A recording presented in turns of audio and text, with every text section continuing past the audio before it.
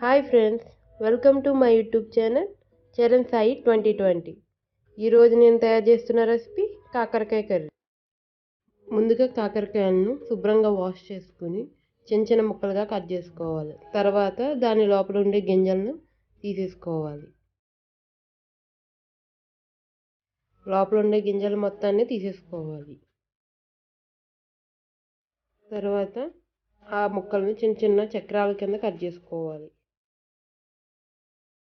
ఆ విధంగా చిన్న చిన్న చక్రాలుగా కోసుకున్న కాకరకాయ ముక్కలను గిన్నెలోకి తీసుకొని దాంట్లో కొంచెం సాల్ట్ వేసుకుని బాగా కలుపుకోవాలి.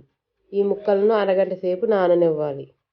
అరగంట సేపు ఉప్పులో ఉంచిన కాకరకాయ ముక్కలను గట్టిగా పిండితే దాంట్లో ఉండే చేదంతా దిగిపోతుంది.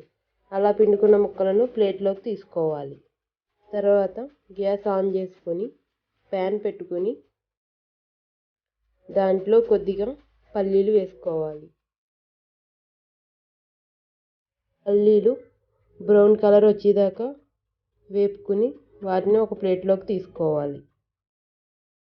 తర్వాత కళాయిలో కొద్దిగా ఆయిల్ వేసుకుని అది కొంచెం హీట్ ఎక్కిన తర్వాత అందులో కొద్దిగా కాకరకాయ ముక్కలను వేసుకుని డీప్ ఫ్రై చేసుకోవాలి.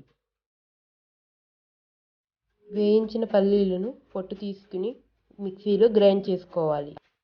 తర్వాత 2 ఆనియన్స్ తీసుకుని చిన్న చిన్న ముక్కల కింద కట్ చేసుకుని మిక్సీలో పేస్ట్ చేసుకోవాలి.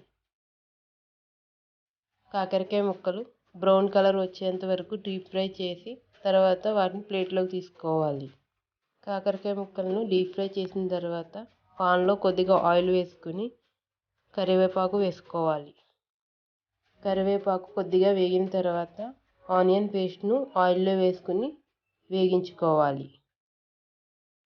ఆనియన్ పేస్ట్ బాగా వేగిన తర్వాత దాంట్లో కొద్దిగా సాల్ట్, పసుపు, కారం, ధనియాల పొడి వేసుకుని మిక్స్ చేసుకోవాలి. ఇలా మిక్స్ చేసుకున్న దాంట్లో కొద్దిగా వాటర్ వేసుకుని 5 మినిట్స్ ఉడకనివ్వాలి. ఇది దగ్గరికి అయిన తర్వాత దాంట్లో కాకరకాయ ముక్కలు వేసుకుని కలుపుకోవాలి. ఆ గ్రేవీలో కాకరకాయ ముక్కలను కొంతసేపు ఉడికించుకోవాలి. గ్రేవీ దగ్గరకు వచ్చిన తర్వాత దాంట్లో కొద్దిగా పల్లీల పొడి వేసుకుని మిక్స్ చేసుకోవాలి. పల్లీల పొడి వేసుకున్నాక గ్యాస్ ఆఫ్ చేసుకోవాలి. ఈ రెసిపీ కానీ మీకు నచ్చితే ప్లీజ్ లైక్ చేయండి, సబ్స్క్రైబ్ చేసుకోండి అండ్ షేర్ చేయండి.